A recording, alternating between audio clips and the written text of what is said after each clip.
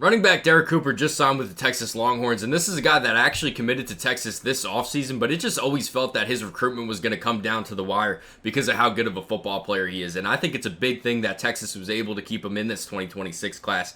To me, the reason why they were able to ultimately sign him was the fact that they committed to him as a running back this offseason. A lot of teams were talking about him playing on the defensive side of the ball as either a linebacker or a D-back, probably more of a nickel back. Texas seemed like the only team that was fully all in on him playing running back at the next level. And I'll tell you right now, I thought he was a bit more of a D-back, but watching this senior year film right now, I think Texas completely gets vindicated. I think they were completely right. This guy looks like he's a very high-level running back prospect, and, he ran for 1,400 yards in 2025 as a senior. I know it's high school stats and all that kind of stuff, but averaging 10 yards per carry I think is really impressive. But to me, the real reason why this guy, I feel completely sold on him as a running back now, is because of the contact balance that is showing up on the offensive side of the ball now. I think on the junior year film, there's no doubt that this dude was a very physical football player. I just thought that showed up a bit more on the defensive side of the ball when he was lighting people up, when he was driving on footballs, all that kind of stuff. And then it's like you'd watch the offensive side of the ball, you'd still see that athleticism that he has, the explosiveness,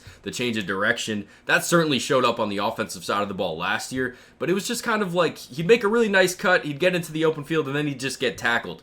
The same physicality that showed up on the defensive side of the ball didn't really show up on the offensive side of the ball, in my opinion. And I think the reason why that happened is because in Derrek Cooper's head going into his junior season, I don't know if he was fully committed to either position, but I think this past offseason, after his junior season, he committed to playing running back, and you can see how good of a running back he is now. That physicality is now starting to show up on the offensive side of the ball, and he is such a big football player. To me, that's where it all starts at 6'1", 205. You're going to see him just completely run through these arm tackles. This next carry is crazy. He's going to go ahead and carry something like 4 or 5 defenders right here.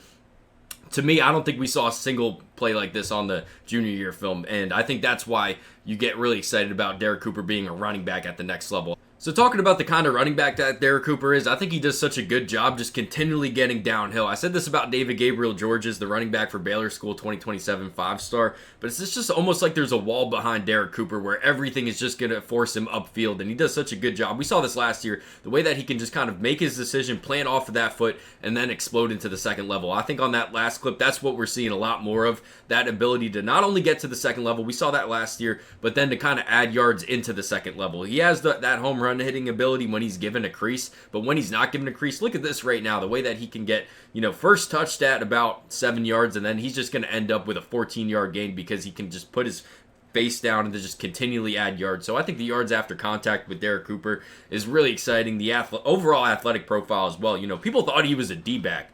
People thought he was a nickelback. You got to be pretty damn athletic to play that position. The kind of receivers that you're going to be asked to guard as a nickelback, you got to be pretty dang athletic. And I think the fact that you can now have that on the offensive side of the ball at the running back position in a guy that's 6'1", 205, I think he's just going to continually get stronger. I think at 6'1", we're probably going to talk about him being a bit closer to 215, 220 after he's in Texas's nutrition program, strength and conditioning program. And we're going to continually see him getting stronger. And, he's already a great athlete. So I'm really excited about Derrek Cooper's upside. Now, the conversation about how soon do we see him at Texas, I think that's kind of not in Derrek Cooper's hands because of Trey Wisner is going to be back in 2026. Probably CJ Baxter as well. That's still up in the air. So I think depending on how that works out, I definitely think this is a guy that you have to get carries as a true freshman.